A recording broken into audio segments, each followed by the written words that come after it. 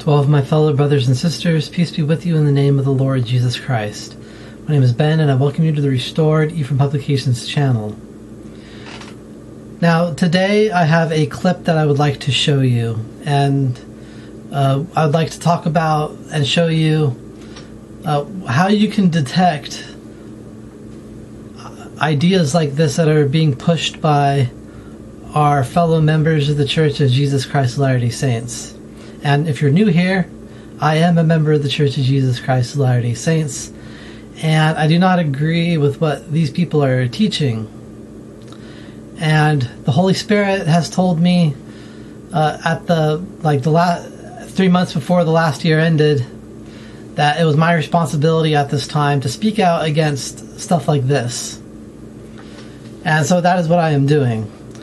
Now, to give you a little background on the clip before I show it to you, these people were talking about what they refer to as a combat myth.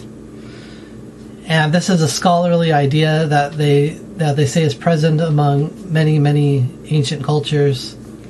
And it's the idea that in the creation of the world, there was some hero or god that fought some type of monster, and that by doing this, it overcame that and allowed creation to begin, stuff like that. We don't have to go deeply into it to understand what is being talked about here.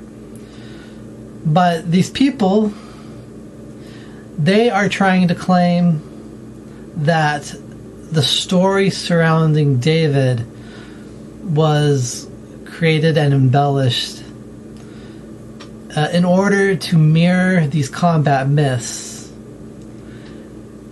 And first off, I'd like to say that they're not trying to say that David and these people didn't exist. That's not what they're saying. But what they're saying is that when you read the stories about them, those are either embellished or fiction created to justify the Davidic reign and his house. So first, let's look at this clip. Let me summarize what we're saying. I think we're going down the road. There's more here, but summarize it and maybe ask some questions around kind of how to framework this. So the story of David defeating Goliath seems to follow the structure of a combat myth as we see it fully spelled out. Because it's interesting, scholars will typically say we don't see the full combat myth in the Hebrew Bible. That's right. We see fragments of it. Yeah, right. Where references to God killing Leviathan or fighting Behemoth, or Exodus 15, throwing the horse and his rider into the sea, right? And there's an idea that these are scattered, partial references, but only part to a myth that the Israelites must have known, right? Yeah. That's a whole other interesting conversation. Maybe we'll have those today or another time. I don't know. Why would the Israelites have more than one? Because the combat myth is the myth, a story of how the world is created. Yeah, exactly. So why would we have more than one story about how the world is created? That's an interesting conversation, right? Maybe that's another time. But what you're showing us is, hey, the story in 2 Samuel 17 of David killing Goliath seems to be structured around the combat myth, which is interesting. I mean, are we thinking then?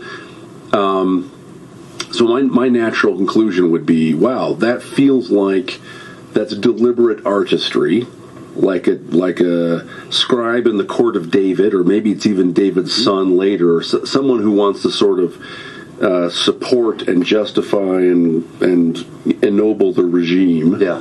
Says, hey, I'm gonna tell this in a way that even if they don't recognize it, people who know the combat myth because they hear it every fall or whatever, right? They see it performed. They'll recognize it on a gut level, even if they don't consciously see it, to sort of say David is the great creator of this realm, right? David is the one who made Israel come out of chaos. Yeah.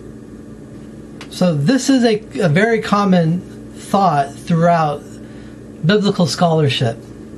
And both these people are well learned, and you can tell that they're been trained by the worldly scholars to see the Bible through the lens of what we call the documentary hypothesis.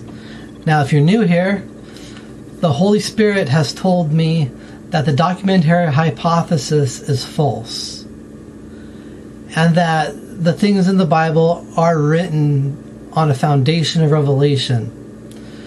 Now, that doesn't mean that it wasn't have stuff removed from it or corrupted later on. But you see, the scholars don't believe that. They don't believe that the Bible was originally based off of revelation through prophets, and that it had stuff removed over time. They believe the exact opposite. They believe that the stuff in the Bible is the result of cultural evolution, which means that it started out small and then it kept growing and growing and growing over time, and that this isn't a process done by revelation. That's why I have been saying that if you believe in or teach the documentary hypothesis to others, you are telling other people that you don't believe that the Bible is the result of revelation. It is the result of cultural evolution. And so this discussion they're having here is a perfect example of this, because they're trying to tell us that the story surrounding David is the result of later propaganda created by people within the house of David, either some type of scribal office or one of his sons, that the stories are embellished, and they did it intentionally in order to imitate the idol nations that were surrounding them. Now, we do know that the Israelites did imitate the surrounding nations, but every time they did that, it was a violation of the law of God, and it was not good. Now, here's the problem with thinking that, is that they only want to say that the house of Israel copied other nations' stuff and recreated it into their own idea and understanding. But, we could equally say that the surrounding nations saw Israel and took from them and created their ideas based off of the house of Israel. But, of course, they don't like to say that, because the whole goal of this is to make people have doubts about the Bible. Now, unless Joseph Smith changed something in the actual text of the Bible, I choose to believe it, because I know that in the Doctrine and Covenants, the Lord has accepted. The Lord says himself that with the Joseph Smith translation of the Bible is now as it appears in his bosom, basically. Now, I don't think that means that everything's been restored. It just means that everything that we have available to us, the Lord accepts, and that we should believe it. Now, we can argue all day about whether it actually happened or not. That's a, in my opinion, that is a worthless argument. What we are supposed to be doing is looking at these things and trying to see how they point to Christ.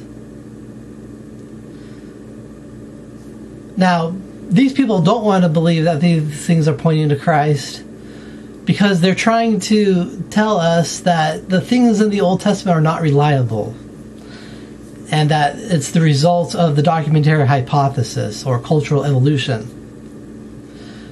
Now, the Lord has told me through the Holy Spirit that is false. And so we need to see that these things are all intended to help us to come to know Jesus Christ better. So please, even if you want to follow these scholarly type people, understand that they are holding hands with the scholars of Babylon. And you see, Jesus Christ was speaking out against the scribes of his day. Now, who are the scribes of our day? It's the scholars. And by holding hands with these scholars, they are ignoring the warning in the temple endowment that Satan mingles the philosophies of men with Scripture, or rather strike that in reverse. It takes the Scriptures and mingles it with the philosophies of men. That's exactly what these scholarly type people in our church are doing. They are holding hands with people that are trying to tear down belief in the Bible. That's not what the Lord wanted. The Lord affirms his acceptance of the Bible in the Doctrine and Covenants, with the addition of the Joseph Smith translation. The Book of Mormon also is a witness that the Bible is true. And so these discussions like this are worthless to us, because they're not trying to help us to find Christ in these stories.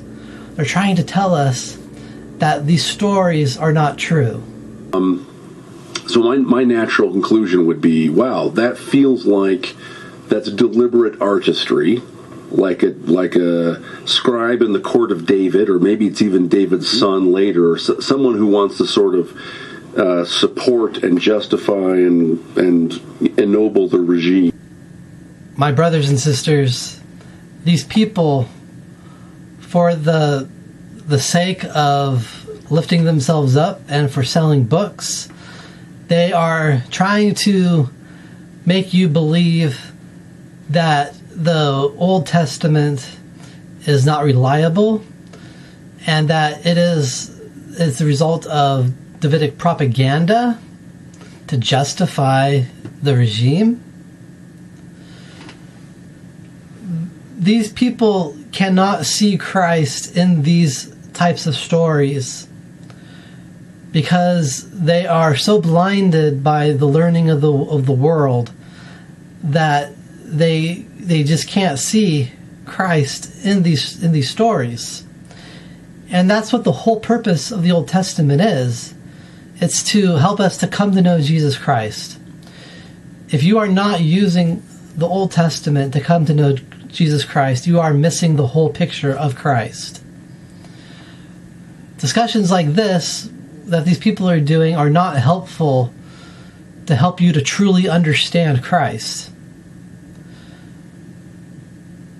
Don't rely on these people to understand the Scriptures. They themselves do not understand them. They are like the scribes of Jesus' day that are creating their own version of Christ in their mind and trying to get you to follow it, to lift themselves up in knowledge among people, and so they could sell you books. The Lord has given you everything you need to truly come to know Him. And you will come to know Him as you study the Scriptures, including the Old Testament. I have received a witness from the Holy Spirit that the Old Testament teaches us how Jesus lives his life and how we can follow in his footsteps. All the other Scriptures are built on that foundation. And therefore, to truly understand the other Scriptures, we have to understand and believe in the Old Testament. And I live with you in the name of Jesus Christ. Amen.